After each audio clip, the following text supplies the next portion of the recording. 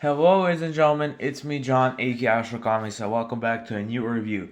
Today we're reviewing a video game. Today we're reviewing Devil May Cry 1.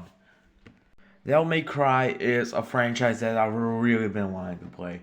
For the past year or so, I've really been wanting to play Devil May Cry, but I didn't really have any way to do so until I saw that on Serbian eBay. There was this guy selling the AG collection. I would say it was a little bit pricey in hindsight, but it's the only one in the country. What can you do?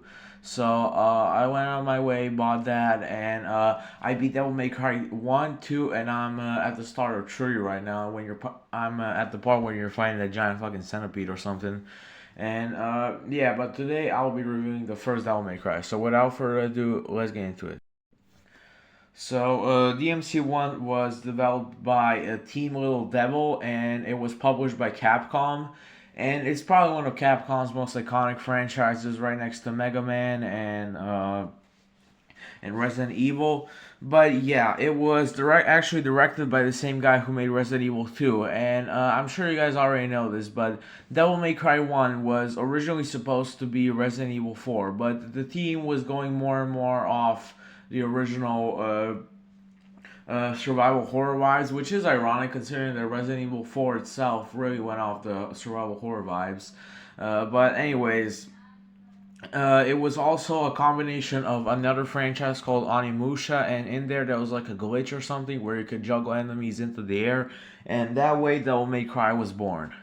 So now I want to go over the story real quick. The story isn't the biggest focus of the game, so there's not really much of it to talk about. But you play as Dante. Dante is a devil hunter, and his father was Sparta. Sparta was a legendary demon knight who rebelled against his kind, and he basically went out his way to protect humanity. And he protected them. He became a hero. He had a wife and 2 children, and those children were Dante and Virgil.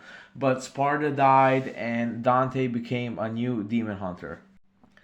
So Dante's mother Eva and his brother Virgil, they were actually killed by a bunch of demons sent by the demon prince Mundus, and Dante's father Sparta, he actually sealed away Mundus. But in modern day, through Dante's shop, some woman named Trish, she crashes her motorcycle in, and after a short fight, she explains to Dante that she knows that Mundus is coming back, and that he's actually trying to come back and open the gate between the demon and human world on an island called Mallet Island. So yeah, Mallet Island. That's basically where we'll be spending this entire game. It's a pretty big map. You have the castle. The castle is probably where you'll be spending most of the time. There's like a little valley or something there. There's the Colosseum. There's some outside areas, a bridge. So yeah, there's plenty of places for you to explore, find secrets, solve puzzles, kill enemies and stuff. But yeah. There aren't really many characters that I can really talk about. Only appears at like the start and end of the game, but she herself looks like Dante's mother. She's an exact copy. Then Dante, he's you guys probably know Dante. He likes to joke around. He likes to make fun of demons as he fights them and stuff. He's just a really cool guy. But though in this game, he doesn't really talk much because, to be fair, you do spend most of the game alone or interacting with creatures they can't talk back. There are a few bosses that I'll talk about later, and so now let's talk about the gameplay. Devil May Cry is just known for its combat, its stylish combat, and difficulty. So you start off with 2 weapons. You start off with your sword, Force Edge, which you won't really be using much, and as soon as the fucking second mission ends, and you have Ebony and Ivory. They are your 2 pistols, which you can shoot at enemies, and they're more or less chip damage. You won't be really using them as your main source of combat, unlike another game in the franchise. Force Edge only has like 1 move. You have your standard combo by just hitting the attack button repeatedly, and you have like high time. It's basically when you launch the enemy into the air and you get launched yourself. And there's not much to Force Edge. The second weapon you get in the second mission is Alistor. Alistor is this electric sword which basically grants you Devil Trigger, and we'll talk about Devil Trigger a little bit later. So Alistar, you get a bunch of new moves, though I didn't really buy many moves for it. You have Stinger, which is probably the most iconic move in Devil May Cry because it's your first upgrade and stuff. You get Stinger, and then you get some other attacks like Rapid Stab and stuff, though the game never tells you about Rapid Stab. But it's basically where you hit the attack button twice, then there's a little pause in between, and you just repeatedly hit it the third time. And finally, when it comes to melee weapons, there is Ifrit. Ifrit are these like fire gloves that I didn't really use much. I mostly use them against Frost because those guys are like ice enemies, and I'm pretty sure that Ifrit just helps more with dealing with them, and also plasmas. Those are like some electricity type enemies. So again, Alistar isn't really gonna work against them, but Ifrit gloves were pretty cool. And there's also the sword Sparta, which you get at the end of the game, but you don't really get to use it all that much. So now let's talk about Devil Trigger. Devil Trigger is this little meter under your health bar, which basically when it's filled, you can click a button and transform into your devil form. The devil form, makes you faster, stronger, more agile and stuff. It also regenerates your health a bit, and you get some new moves that you can use while in Devil Trigger. I think Devil Trigger is pretty cool, and it is kind of tricky to get it filled up again because you kind of have to fight back and stuff. And if you're on low health, it's not really good. But yeah, the meter fills up the more you attack enemies or taunt them, and you can also just use Devil Stars, which are these items that once you use, they refill their Devil Trigger gauge. Many items, but I didn't really use many of them. There is the yellow orbs. The yellow orbs are basically when you die, you use a yellow orb and you get revived. You come back where you died. Then there are the blue orbs, which basically they're little fragments around each level. I don't know if it's each level, but once you collect 4 fragments, you get a blue orb, and the blue orb makes your health bar bigger. And then there is the purple orb, which makes your Devil Trigger gauge bigger. Then there is a Vital Star, which basically replenishes your health. And there is the Holy Water, which is this item that's insanely fucking OP. It's basically this holy water which you throw when you use, and it like fucking kills all the enemies around you. It straight up damages bosses a lot, but some people don't really like to use them as they think it's unfair. You can also buy moves for Alistar and Ifrit, but I didn't really buy them that much because if you know what you're doing, you don't really need many moves. But you have Stinger, and you have like High Time. That's attack for Alistar, that when you're in Devil Trigger you can fly and shoot lightning balls. That's insanely overpowered. For Ifrit, I just had the uppercut and the kick. Nothing crazy about that. I didn't really use that weapon anyways. And for Sparta, you can only use the basic moves from Force Edge. Now let's talk about the combat. This game is fairly difficult. When it comes to difficulties, you have normal, which you start the game out with. You have easy, automatic, which is basically you get after the first mission, and the game mostly does the work for you. You can have fun just clicking buttons, and there's gonna be some crazy combos and stuff. I didn't play on that one. I'm not that low, but I get it. I get it. It's a hard game, and if you're struggling, I understand why you wouldn't play on easy automatic. Then there is hard mode, which you unlock after normal mode, and there is the infamous Dante Must Die, which is insanely hard, insanely difficult, and if you beat that, hats off to you, man.